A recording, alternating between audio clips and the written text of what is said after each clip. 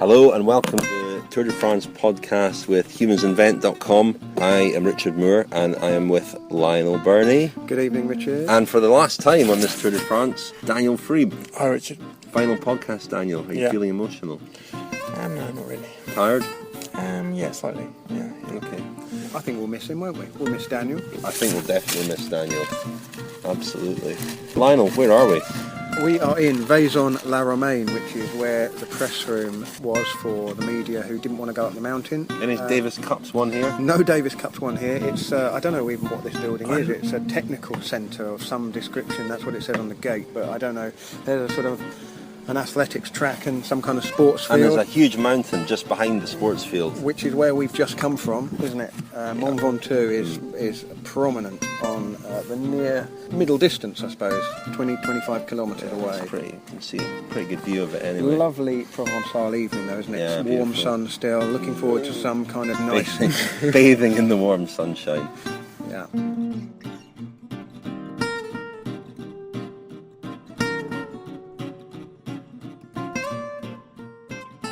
How was that? Incredible. Unfortunately, I was up at the top here, and there's no screen to watch anything. So you didn't see anything at all? No. Everyone was sending me reports on WhatsApp. You were able to follow it on Twitter or Sort something? of, yeah. I mean, I was just, eventually we could see him looking down, coming up in the final kilometre, and it's just incredible. I mean, Mont Ventoux and the yellow jersey, you don't get much better than that. And when did you see Chris after he finished? Did you?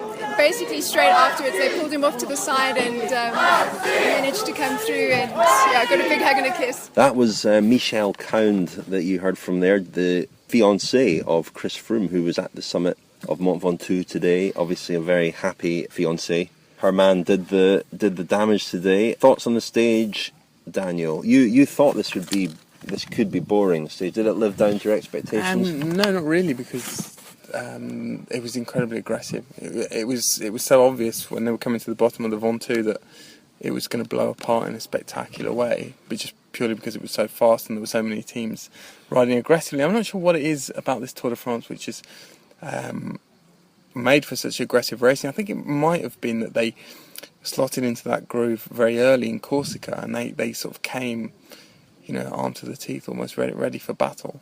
And it's really continued in that vein the whole time. It's quite refreshing, actually. It was obviously a stage where the French were desperate to feature prominently, weren't they? Were you surprised to see Pierre Rolland being so aggressive so early? Yeah, and apparently he upset some people. Is that correct? Don't know. I think he may have attacked when someone was relieving themselves, and I think he upset Chris Froome. He upset people last year as well, didn't he? When he attacked He's that kind of guy, after isn't he? the Tackgate incident. Yeah, I mean, he really is a worthy inheritor of Richard Virenque's mantle in so many different ways. Yeah, and hopefully not. But not in all ways. Lionel, thoughts on today's stage? Well, it was extraordinary, really, wasn't it, to see the yellow jersey take such a strong grip again on that race lead. There is no doubt he is the strongest rider going uphill. By some margin. No doubt whatsoever. Quintana, I thought, was impressive as well. But, Froome, there was no...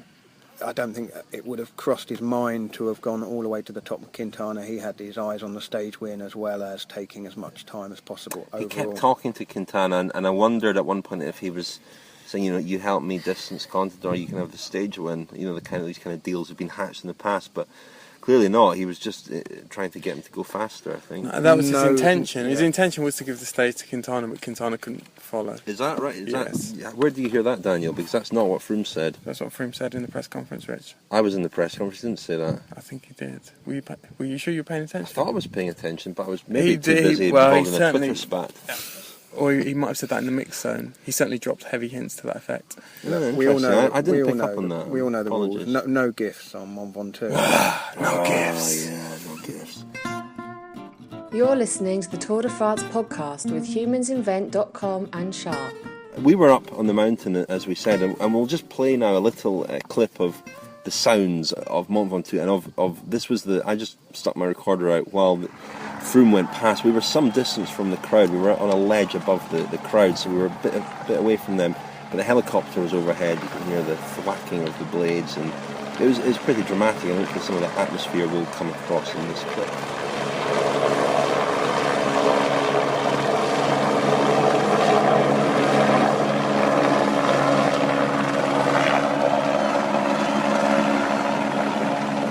So that hopefully gives you an idea of what it sounds like up there when the race is passing. It is exciting, no matter how many times you witnessed it. It's kind of visceral kind of thrill once the helicopters are overhead and the crowd who've been waiting all day for this glimpse of the riders really kind of work into a frenzy as they come past. That's right. You do feel that kind of wave of excitement coming up the mountain as the riders are approaching. And as many tours as we've been on and as many great races as we've seen, there's nothing quite like that atmosphere of being in amongst the crowd and being on the roadside and seeing and feeling really what the Tour de France is all about. I think it always sort of, it kind of jolts me again, I think, each time I see the Tour from such close quarters, just what an extraordinary event it is. You're driving up the climb through all of the crowds, thousands of people there. I know the estimates were pretty wide of the mark. There weren't 1 million people on Mont Ventoux today, but there were perhaps a couple of 100,000.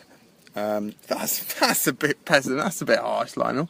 It's a couple of 100,000. Yeah, I would say there's 2 Wembley Stadiums worth of people on that mountain. What do you today. think? I think that's about fair. If they've estimated, possibly. I mean, I noticed they were a lot more spread out this time because last time the Tour came up here in 2009, they pretty much stopped the fans at the Chalet Reynard. It's like 1,450 metres above sea level, and they were very, very tightly packed in the bottom of the climb. Up further up, weren't they? Very sparse, whereas today it was pretty much too deep the whole way up. So what do you say then? 400,000? I would say 300-400. Yeah. At least 215. We're guessing. I mean, we're Lionel. thrashing about like a man searching for power data. Well, funny you should mention that, Lionel, because once again, Chris Froome's performance was so dominant. This is upsetting me. This Is it? I'm just exasperated by it. I just don't know where it's going to end. Rich. Yeah, I mean, what you're meaning is that all the kind of times and the comparisons with Armstrong and the assumptions that are made based on the comparisons with Armstrong, if those comparisons are accurate in the first place. And just the assumptions that anyone who is sceptical of those calculations, there is some kind of ill will on their part, or there is some kind of bias. I mean, we're trying to be as objective as possible. The debate is very polarised. Yeah, that you're either a doping apologist or you're an anti-doping crusader. Yeah, I mean, and things are simple. Like there were all sorts of statistics being bandied around tonight about set fragments of the climb. And I was speaking to Jeremy Whittle from the Times, and we talked about things as simple as the fact that the Mont Ventoux used to have a notoriously rough road surface and a notoriously grabby, road surface that didn't roll very well. That's been changed, and it makes a huge difference to any amateur rider. I can vouch for that, and we can probably all vouch for that. Those of us have ridden it, and the fact also, for instance, just a tiny thing, but this just shows how cycling changes. That Armstrong wasn't wearing a helmet in 2002. They're all wearing helmets now. It's just tiny things like that. But when you start to count them up and multiply them, you just realise how nonsensical, in my eyes anyway, the comparisons are. Yeah, today as we were waiting for after the finish and the stuff was being bandied about, the news came through about Tyson Gay, the sprinter, testing positive, and there were doping became a kind of hot topic on Twitter. Let's face it, and the thing is, this race, since last Saturday, when that talk flared up after Froome's dominant performance at Trois Domaines, that it became an important but not the dominant subject.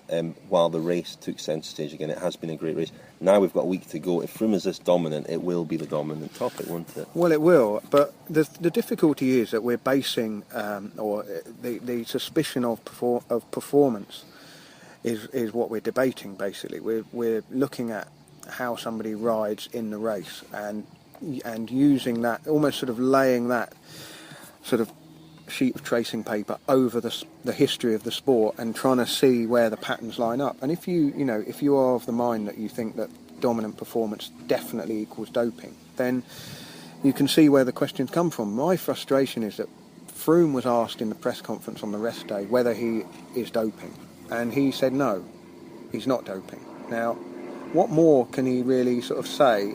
Does he have to say that after every stage win? Is it?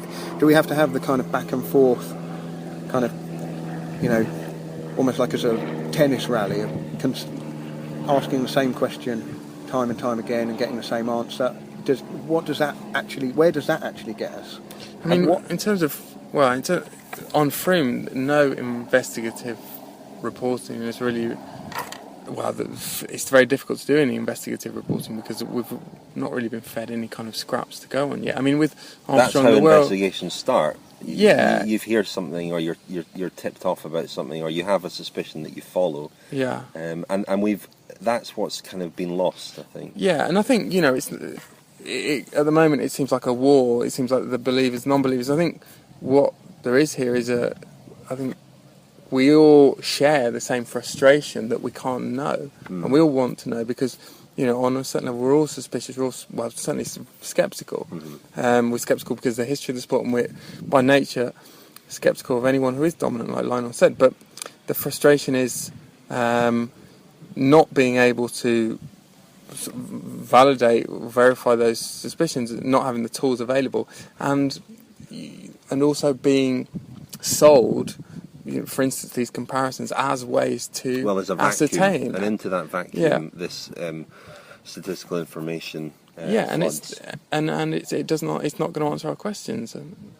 No, and we feel it as journalists as well, I think, don't we? It gets us down that we are accused of not doing our jobs if he's not asked. There was a question today about whether he was asked about doping today. As you say, Lionel, a few days, he's been asked about it pretty much every day. If not directly, then indirectly there are, even a couple of days ago he was asked about his power output in the time trial and so on. The thing is though, with Sky, and not to just kind of give them a sort of green light, but we've all been either at races behind the scenes or at training camps, and we've had, the Tour de France is probably the worst place to have any kind of access to what's going on because it's the highest pressure point of the season where everybody is on the limit, and it's the biggest, most pressured race of the year, and it's where the entire media circus turns up. And I can quite imagine if you were a journalist from another country who perhaps hasn't been to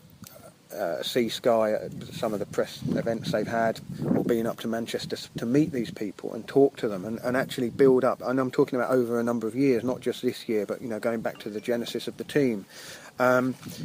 It's really hard to just for us to say, well, look, we know, we've covered these guys, and there have been things that have flagged up over the time. There have been at points in all of our relationships with Team Sky, I'm sure, where we've not been flavour of the month. Perhaps me more so, that certainly in year one, when I had a pretty rocky, poor relationship with them. But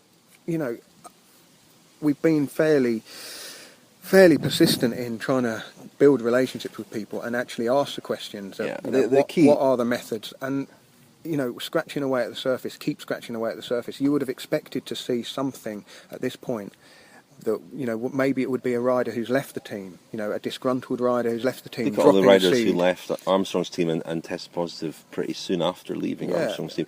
I mean, I think the key thing as journalists, you try to be objective. You try not to make up your mind without knowing the facts. And there are a lot of people who have made up their minds. And I think that as journalists, we have a responsibility. I think what the Armstrong case showed as well is that after the event, after the fact with Armstrong, a lot of journalists said correctly that they knew stuff that they weren't able to tweet in particular or put out there in public or write in their articles. And so I think there's an assumption now that journalists know more than they're able to say publicly. And so I think it's very irresponsible if you're a journalist to hint on Twitter or anywhere else that you do know stuff. Some of our colleagues, I think, are guilty of that, and I sometimes pull them up for it. I just don't think it's responsible to do that. People can say what they like. in Twitter and public forums. But I think if you're a journalist, if you're on this kind of inside, as it were, if you have access to these people to talk to them and so on, put your questions to them. Don't put them out there on Twitter. Well, it will be certainly interesting to see how things play out at the Sky press conference on the rest day tomorrow. Well, on that subject, I mean, we spoke to Dave Brailsford at the summit today.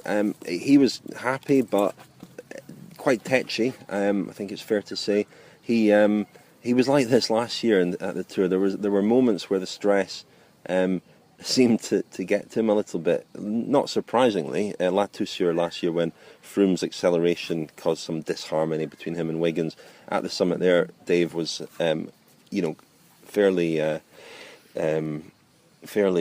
he sort of resorted to the sarcasm that he does sometimes when he's a little bit under pressure, and he did that again today when he obviously is very sensitive to the criticism that there has been of his team, of the team, which we have and it's criticism of him, really, because we've raised questions about the selection, haven't we? And that ultimately comes down to him. If you're listening, Dave, that was Daniel Freed. I think the thing is, he knows what we think. It's the job of a sports manager to pick a team and then basically defend that selection to the end. I mean, there's no point doing anything else. I mean, if you're the manager of the England cricket team selecting the lineup for the Ashes, or if you're Manchester United's manager, your selections are poured over every time you go onto the field, and it's no different really in the Tour de France. The selection of the 8 riders to support Chris Froome is one of the key aspects of Sky's entire season. So it's not surprising that given the way they've ridden, that is going to come under scrutiny. And that's not necessarily a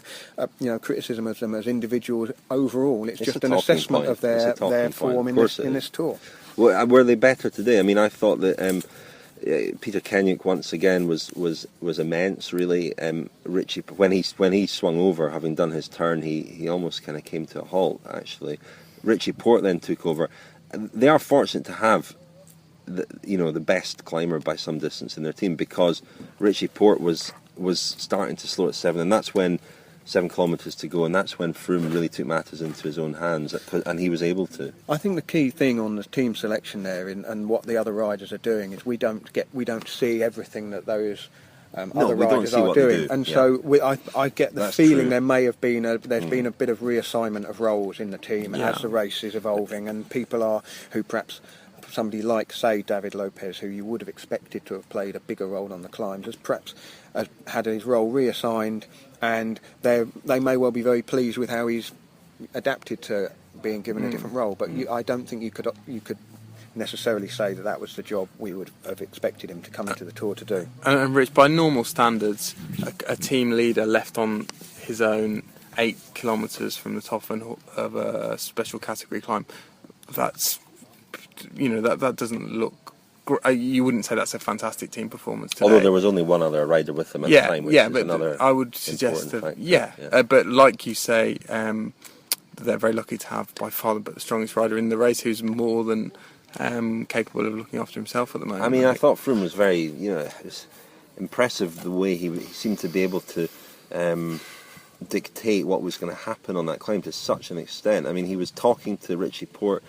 We asked him afterwards what he was saying to him, and I think he was wanting Porte to go harder, and he did, and he isolated everybody apart from Contador. Contador was the only one that could go with the two of them at that point.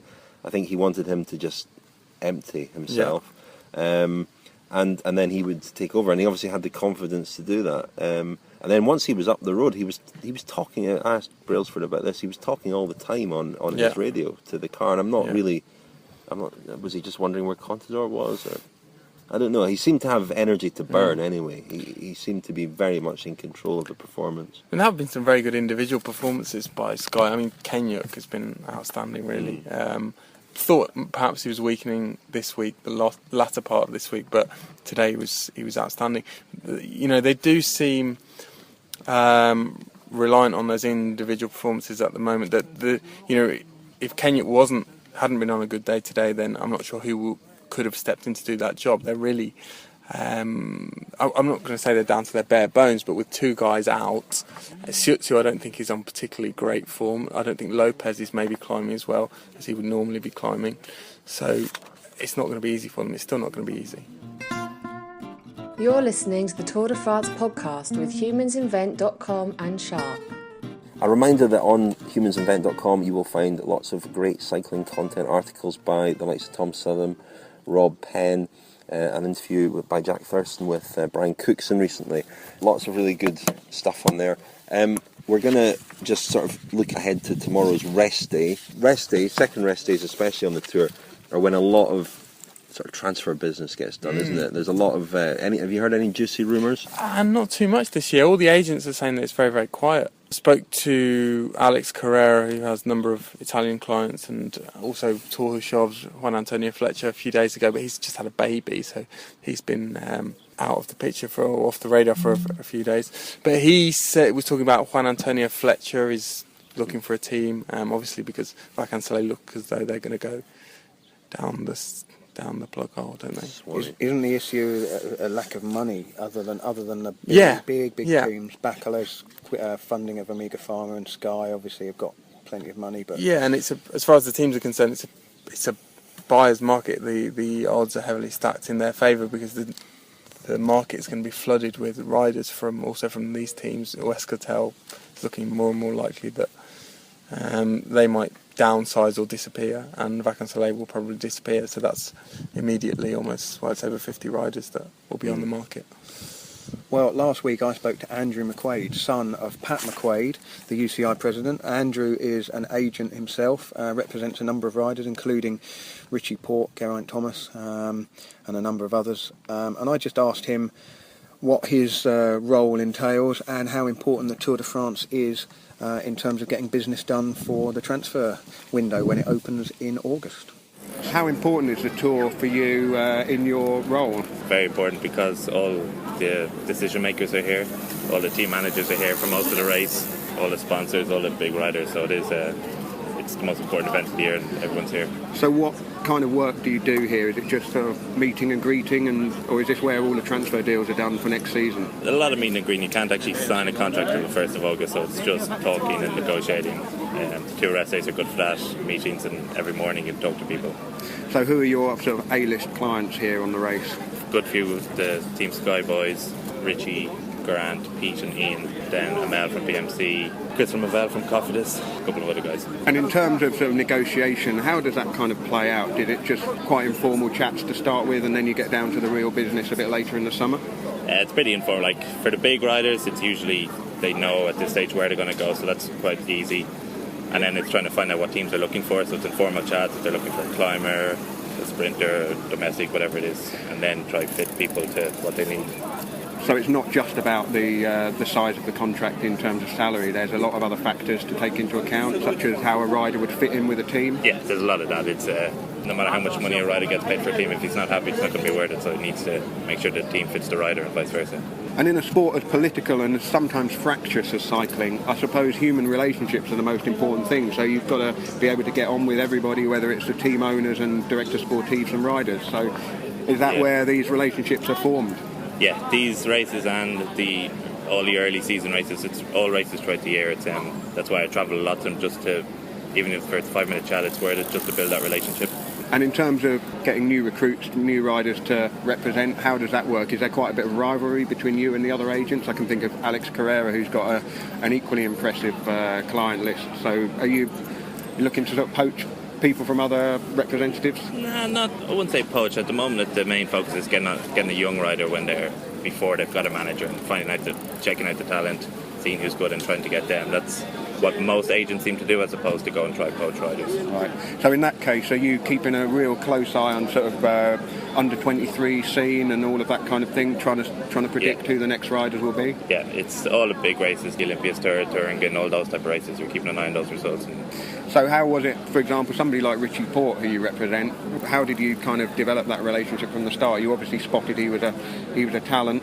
It was when he was an amateur, he won a stage in the Baby Giro, and someone recommended me to him, but he already kind of had a kind of manager at the time. But I struck up a relationship with him, and then I kind of helped him with some other stuff, and then he needed a proper manager, so he came to me. And just in terms of sort of managing a rider's kind of day-to-day lives outside of the Tour de France, do you come into that as well, you know, managing contracts with potential sponsors and endorsements, that kind of thing? We try to. It's hard for cyclists to get those type of deals. Normally their team, or everything that it's all tied up by all the team sponsors, and the team on a day-to-day basis look after their travel and accommodation and everything like that. But there is appearances and some corporate speaking in the winter, stuff like that we do for them. This is the humansinvent.com Tour de France podcast, powered by Sharp.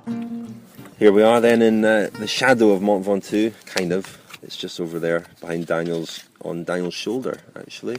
So final part of the podcast. We're going to hear in a minute from someone who will be busy on the rest day. No? Matt Rabin, the chiropractor with Garmin-Sharp. Garmin-Sharp. Where is Chiro? Well, let's hear from Chiro now.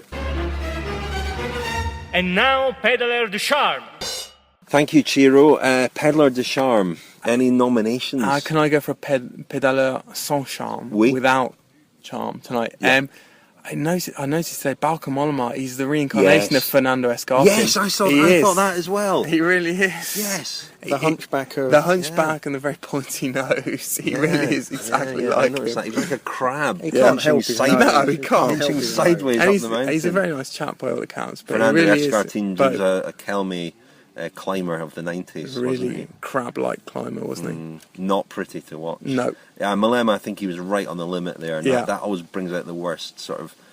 speaking from personal experience, I know that when I'm tired, I lose my silky smoothness and look less than... I can vouch for that, Richard. You've never seen me ride my bike.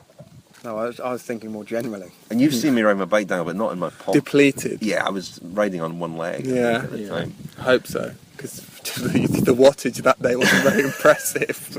Deliberate. I didn't want any suspicion. Lionel, any Pedaler de Charme? Well, to be honest, it was about the two men that just danced up the climb, Froome and Quintana. I mean, they You are giving a Pedaler de Charme award to Chris Froome. Wow. Well, no, not necessarily, but I mean,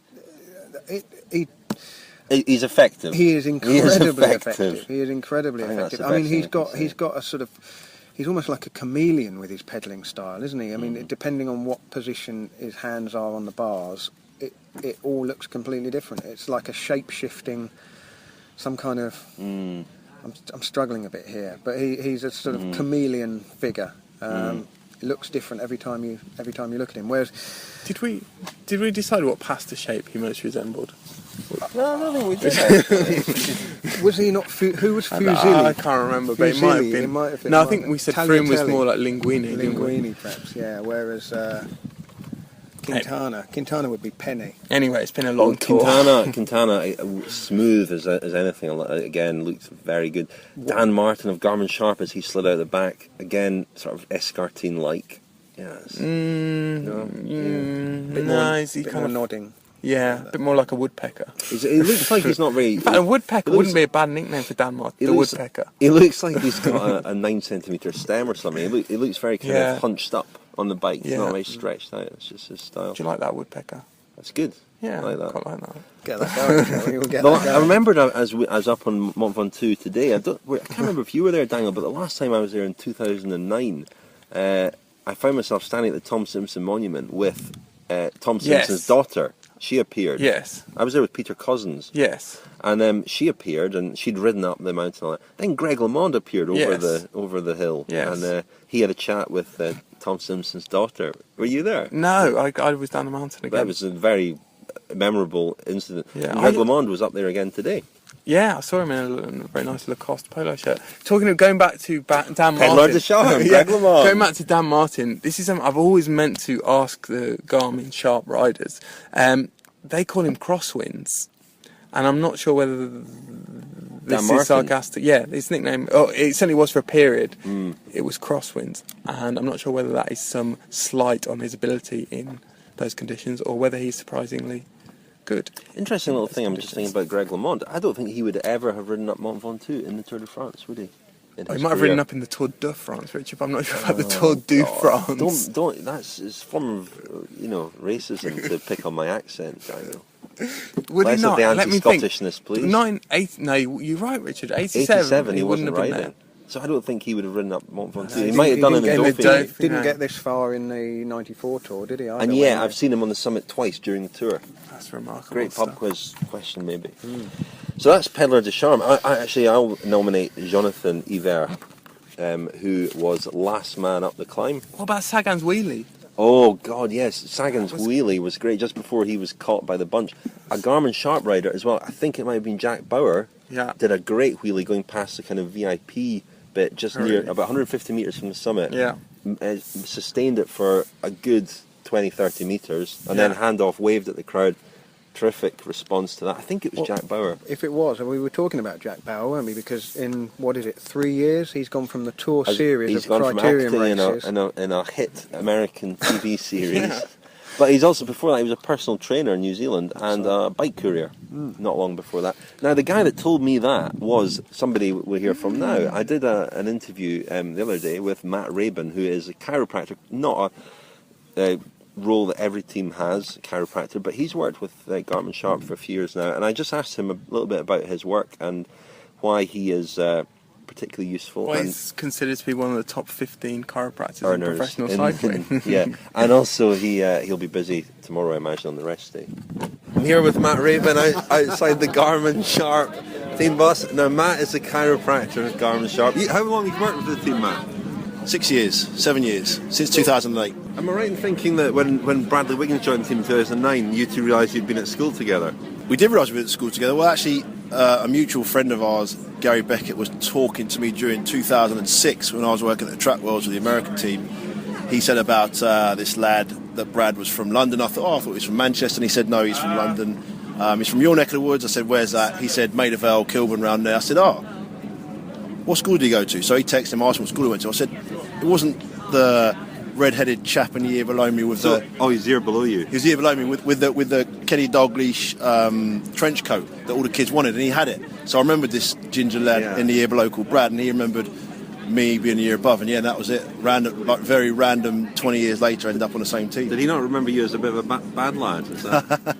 So the story goes, but that's just. I think age has clouded his memory for the negative there. So tell me more seriously about your work. How many days a year do you work with the team, and what does your work involve? Do 100 days in the year with the team, travelling around with them to races, training camps, and then also sort of try and do some things from home, whereby we oversee injury management and making sure that our riders get to the right people at the right time, to be it physios, chiros, osteopaths, whatever they need, and try and liaise with their people when we need to make sure they're getting the help they need. And then on races, it's basically either trying to put out fires, like for example on the tour, you might have an injury or niggle that comes up 2 or 3 days into the race, but it's a Tour de France, so you can't just quit and give it 2 or 3 days to rest. So you just got to try and put the fire out, nip things in the bud early doors.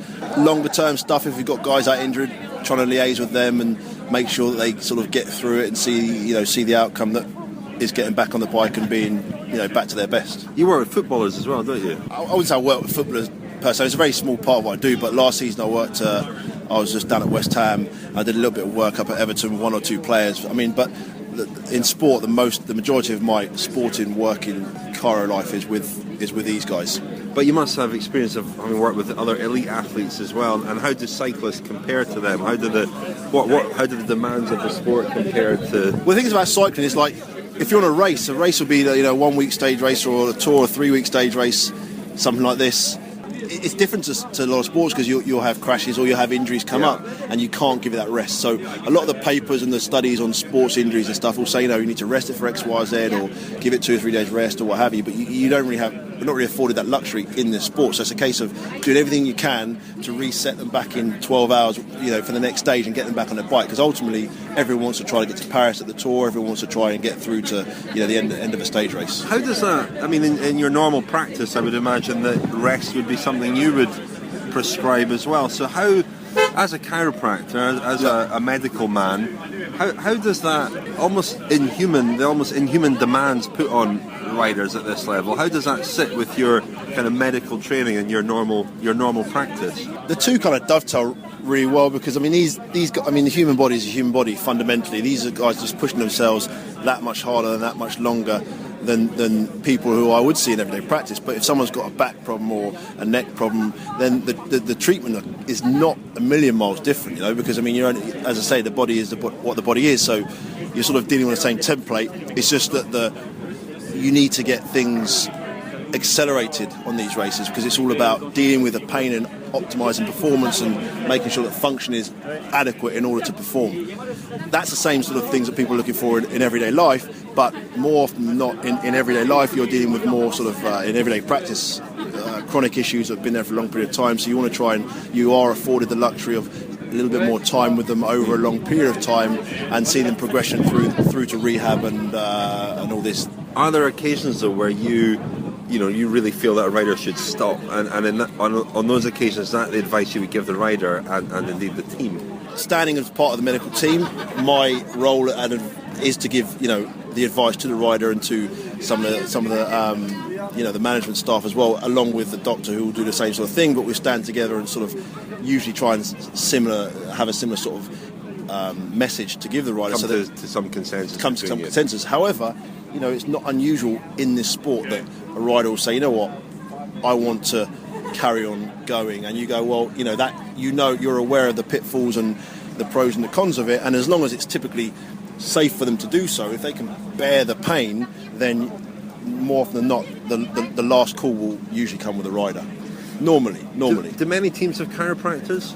4 or 5 teams I know, but there are a lot of other teams that use them intermittently, and some riders will have their own guy, and he might be a chiropractor or an osteopath who do some of this sort of things, or you might get specific sort of practitioners with individual riders who, if they're on a race, they might come. Like some of the bigger riders in different teams have guys who bring with them to races. Why chiropractor, not an osteopath? Well, that's a very good question, and to be honest, I would say the two aren't mutually exclusive, in so much as if you want to get a good of either. It doesn't really matter if they're a chiropractor, what their title is, chiropractor or osteopath, or physio for that matter. You want to get somebody that has the skill set to assist the riders, that riders have confidence in. That's more important than what their title is. This is a humansinvent.com Tour de France podcast with Richard Moore, Daniel Freeb and Lionel Burney. So that was Matt Rabin. As we were listening to Matt there, I realised that I hadn't explained why Jonathan Yver was my peddler de charme, so apologies for that. He was last on the stage, 50 minutes, 21 seconds down, but still in the time limit. But he was a good 18 minutes behind the last man in the gruppetto. He had the broom wagon following him all the way up the climb. It looked, poor guy, but he did well. He must have been dropped before the climb, I would have Son, thought. He must have been 50 minutes. back, you would hope so, wouldn't you? To lose 50 minutes, or he lost, how many minutes would he have to lose per kilometre? On the climb? Well, he would have had to be dropped. Nearly 2.5. Yeah, he'd have had to stop for a beer or something. I think he probably stopped for a Magnum ice cream. Oh, Lionel stops for Magnum ice cream every day. Right, the only other business we've got is to remind you of our competition to win a phone call from Jonathan Vaughters on tomorrow's rest day. It is, what is it? Oh yeah, about his nickname. Hashtag Vaughters nickname, and if you tweet that to @humansinvent, and the winner will be drawn out of a hat. It's not the dreaded nickname that every tomorrow. sportsman who has read a book wears glasses I don't think it gets, is it? Although I've seen a few guesses to that. Okay, effect. let's hope not. But anyway, that phone call will be happening tomorrow. I'm sure Humans Invent will be organising that as we speak, and I think the cut-off time is 12 o'clock tomorrow. Yeah, we're suffering a bit with the Mistral here, aren't we? We are, it's quite windy, yeah. So we'll wrap up, but Daniel, you're off now. Yeah, I've got to Your go tour's back. over. I've got to go back. It's the first one I haven't finished for over a decade. Young riders often only do sort of the first till the second rest day, and then That's true. Save yourself. You've got a long career ahead of you. What are you doing? You don't want to burn out. Are you doing the Vuelta or the Worlds? What's next?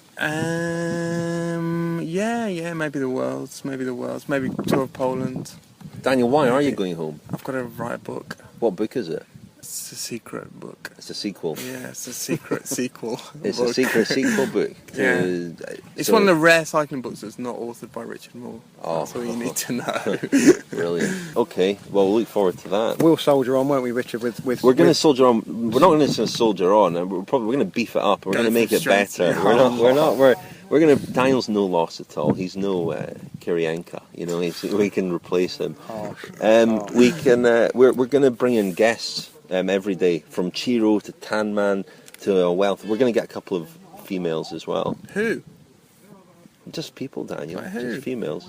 Orla Chenouille, when she arrives, we're going to get Fran Miller, operations director at Team Sky. I might just do an interview with her, or might get her on the podcast. But we've had a few people asking about women's cycling. There's a bit of a movement for a women's Tour de France, so we want to discuss that with them. Not that we can't have a valid view on that as well. There has been a women's Tour de France in the 80s. Yes. It was successful for a while, and Yes. then it got shelved when they wanted to basically beef up the Tour de France in terms of making it more efficient and profitable. Don't you waste all your best stuff on this, Lionel? I've got because more. We've got loads to talk about on that. We're going to take a day off tomorrow, the rest day, and then we'll be back on Tuesday. And thank you very much for listening. And thank you, Lionel. Thank you, Richard. And thank you, Daniel. Any Richard. last words? No, not really. Thanks. It's been a pleasure and a privilege. Until next year, hopefully.